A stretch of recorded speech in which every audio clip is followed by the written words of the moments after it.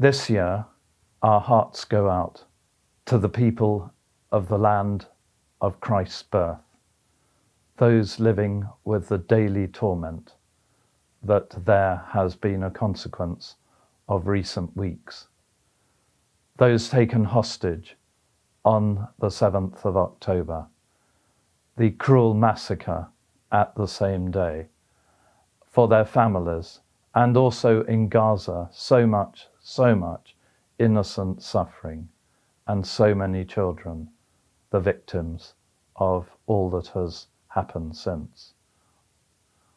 On the first Christmas, now over 2,000 years ago, the air was full of the voices of a multitude of the heavenly host, praising God and saying, "Glory to God in the highest, and on earth peace among those whom he favours."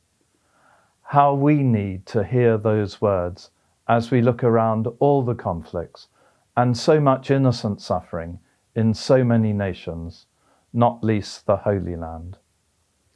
The birth of Jesus Christ assures us that goodness is the fundamental truth, that love is stronger than hate, life goes beyond death, and hope is deeper than fear. Indeed, through the eyes of faith, we know that the light shines in the darkness, and the darkness does not overcome it. When we hear the words of the angels and speak the truth we have received, we help bring them into being in our daily context, in the world today. For there is much good in this world. There is so much to be thankful for. And speaking of these things should always be the first words on our lips. It is indeed an abiding theme of Christmas. We must never cease striving for justice or having courage to speak out against injustice whenever and wherever we see it. We should be compassionate in all our doings, mindful of the need to reach out to those experiencing hardship and adversity. Our presence and engagement in our communities is and will be a blessing to others. So the angels announce their message of joy, and this makes the world more joyful.